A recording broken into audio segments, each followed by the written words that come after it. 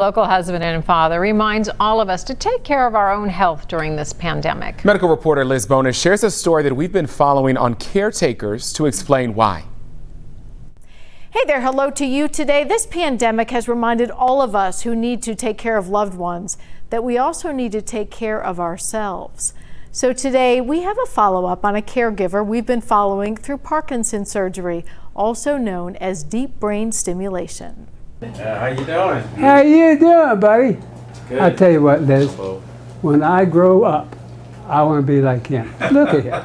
A lot has happened since Terry Donoghue had his deep brain stimulation for Parkinson's disease 1 year ago. I didn't realize how bad I had the Parkinson's until you came and interviewed us. This was that interview. Terry had been caring for Marge, who is living with Alzheimer's disease. We were there at his home to talk about Marge's Minions, his walk team that raises money for Alzheimer's disease. It was watching this interview, he says, that drew his attention to the tremors that come with his diagnosis. I had no idea that I was Michael J. Foxing all the time, as I call it. Quite the contrast as you see him now walking into Mayfield Brain Spine, where we wanted to share more with his neurosurgeon, Dr. George Mandybur. Yeah, Terry is relatively typical of what we see in Parkinson's patients after DBS surgery, with improvements in tremor, dyskinesias, speed of movement, and decrease in medication use. Terry says he's had all those improvements, which he so needed this year, because this is video of Marge now. He did have to finally place her in full-time care. He can only FaceTime with her now in this COVID-19 pandemic. She just got worse and worse, and I couldn't handle it. There's just no way.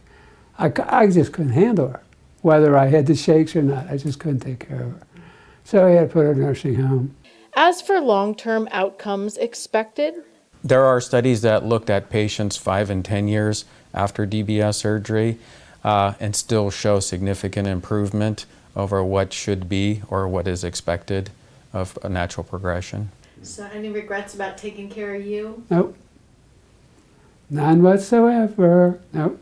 Because, again, I've often thought, you know, I watched the replay of that interview that you did at my house, and I think, how much worse would I have been?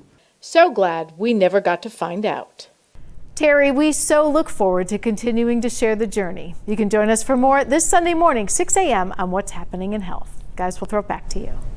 I'm glad you said I don't feel bad about taking care of myself. He needs to do that. We all need to do that right now. Sending lots of love to Terry and Marge, because you know how difficult it is for them to be separated, especially right now when he can't go and visit her. So. Yeah, I wish them the best.